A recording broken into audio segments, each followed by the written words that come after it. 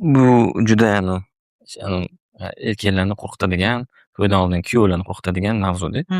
O'g'il bolalarda, kuyovlarda mana o'rtoqlar tomonidan bosim, ota-onasini ustida bosim yoki o'ziga qo'ygan qanaqadir plankalarni hisobiga yoki uyalganni hisobiga birinchi kechada qanaqa muammolar bo'lishi mumkin va bu mana shu erkak va ayol mana ikkalasini birinchi kechasida qanaqa ta'sir ko'rsatadi? Shunaqa shikoyat bilan sizga kelishadimi? Bu juda erkaklarni qo'rqitadigan, to'ydan oldin kuyovlarni qo'rqitadigan mavzuda. Buni so'rashga ham qo'rqishadi, borishga ham qo'rqishadi, hal qilishga ham qo'rqishadi, hal qilmasdan qolib ketadi doim. Muammo bo'lib o'sha qudalar o'rtasida sovuqlik tushganda, er-xotin bir-biridan o'sha sovuqlik tushib, bir necha oylar, yillar o'ta boshlagandan keyin o'sha hal qilgan boshlaydi. O'zi bu noto'g'ri bu.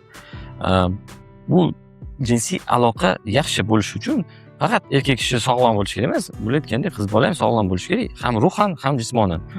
Jismonan sog'lom, lekin ruhan tayyor hammasiga bo'lsa, bunda bo'lmasligi mumkin vaginizm. Yoki ruhan tayyor emasda, qo'rquv bor, baryer bor, xohlamaydi, yirtib olishi mumkin degan vahmalar, qonab ketishi mumkin degan vahmalar bo'lsa, pasi qo'yib yubormaydi. O'g'il bolada juda ko'p. Bu jinsiy holatni kuchini zo'r, aloqada yaxshi, shoshmasdan bo'lish uchun ham ruhan tayyor bo'lish kerak.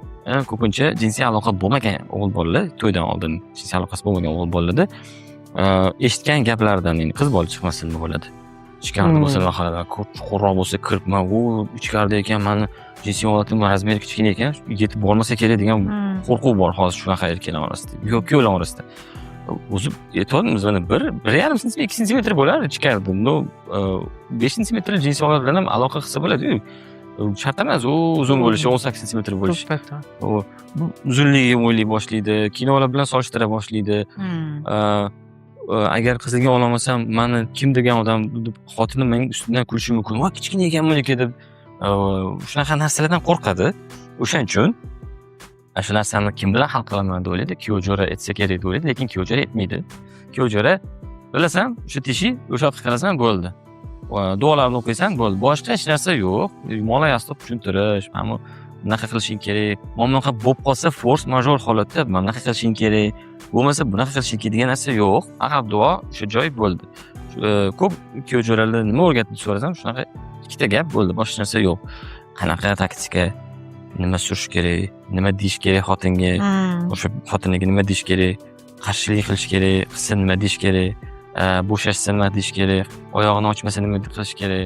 Hammasini atido gapirib berasiz 1-2 kunga oldin. Bir oydan keyin siz ulardan chiqib ketadi.